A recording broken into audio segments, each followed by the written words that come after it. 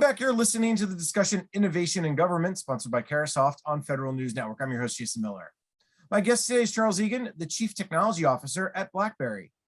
Charles, before break, we're talking about some of the challenges agencies are having, why they should think about AI, how AI can really help them get to understanding what problems or challenges or threats they face right away, and then bring the human in the loop. Let's kind of build upon that and talk a little about some of the trends in the cybersecurity space. What are agencies and other organizations facing that AI could help them overcome? Okay, well, the quick answer is there's higher stakes and greater threats happening. But just to fill that out a little bit more,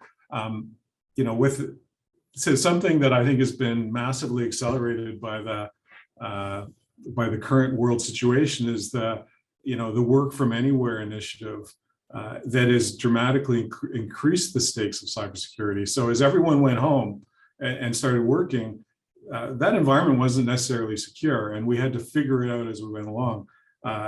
Incidentally, I think we've probably built up some security backlog. There's probably some sensitive information out there being stored and managed in insecure ways, just out of necessity. So there's probably some cleanup required.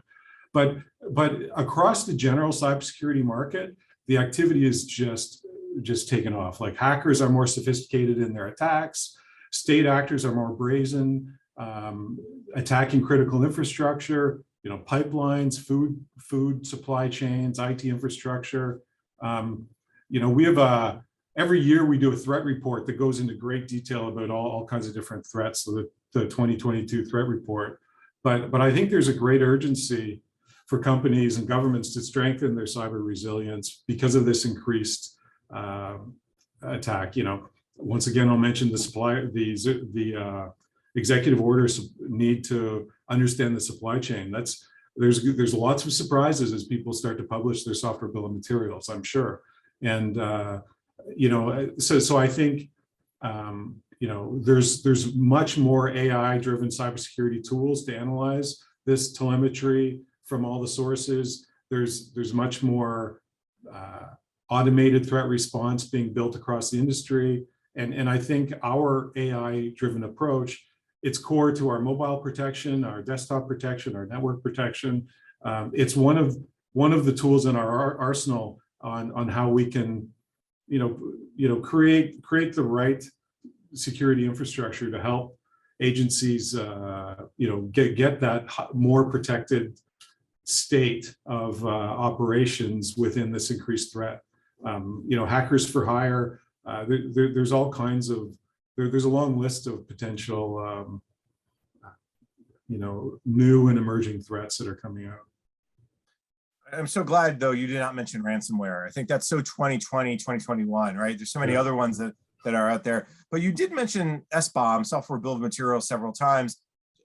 Let me maybe throw you a little bit of a curveball. What's the thoughts around Sbomb?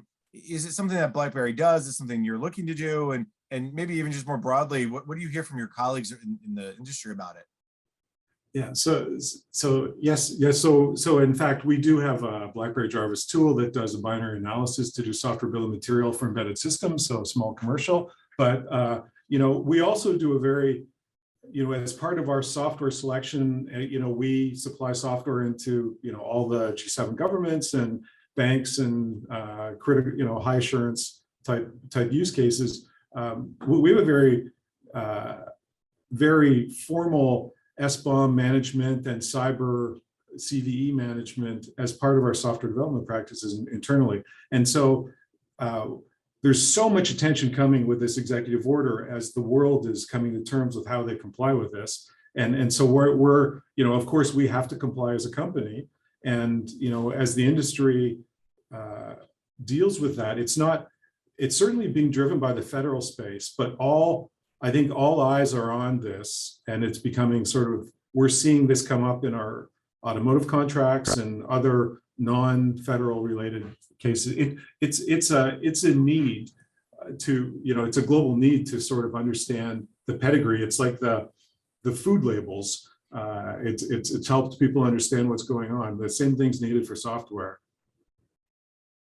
The one thing I've heard from my colleagues outside in the private sector in the technology world is specifically on the zero trust strategy, but more broadly, I think on the EO, there were some things in there that was actually put the government ahead of the private sector. And I think we're starting to see that catch up, as you mentioned about Sbomb, as you're BlackBerry starting to get those questions from other sectors. So I think that's a good thing that there seems to be this path that a lot of organizations, public or private sector, are heading down. And I think the reason why is because of some of the trends you mentioned: hackers and state actors more brazen, more sophisticated.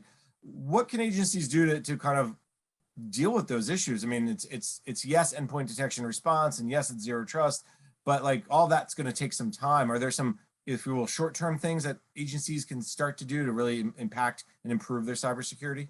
Yeah. So it's sort of like the endpoint protection, endpoint detection response. You know, the device and policy management. You know, there's all kinds of security that's happening on a mobile device. I guess an example would be, you may not know it, but you won't be allowed to send non-encrypted data over a public Wi-Fi. Like, these are the sorts of security policy you have by having good device policy management. So I think you know, having partition networks, EDR, EPP.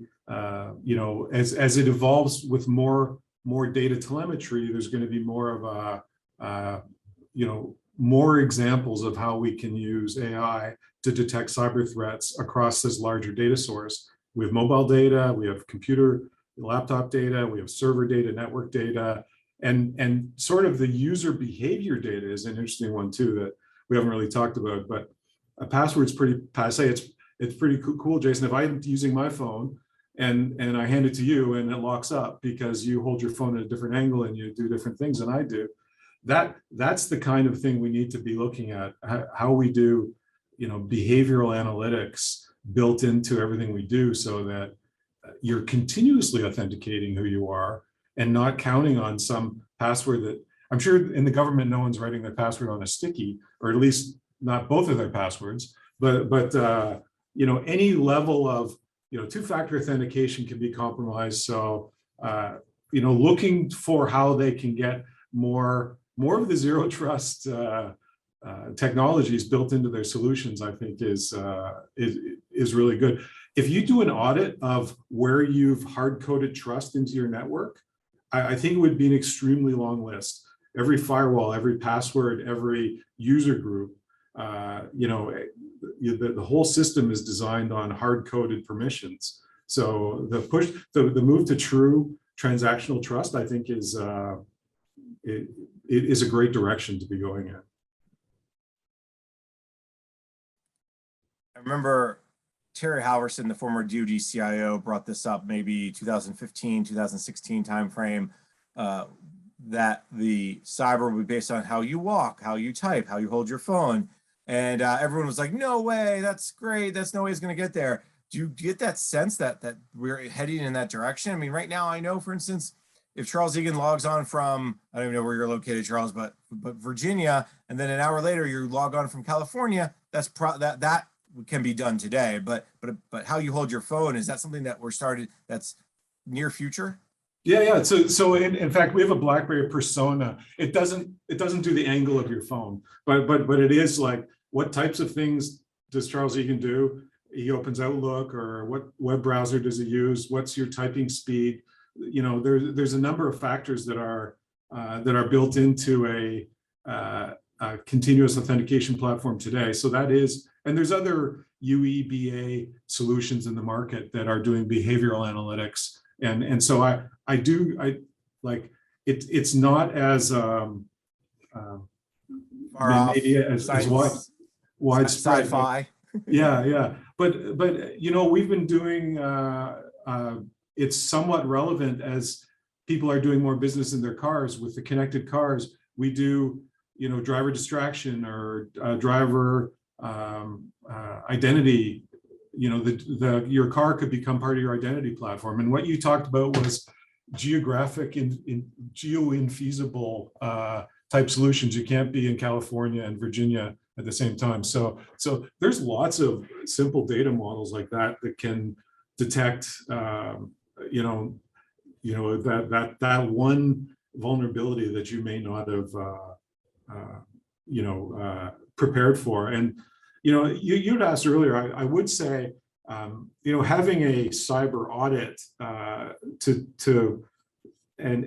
is I think a best practice. And the other thing, when you look at the unfortunate souls that are compromised, you should look in the mirror and say, is my organization or my agency vulnerable to such a SolarWinds type event?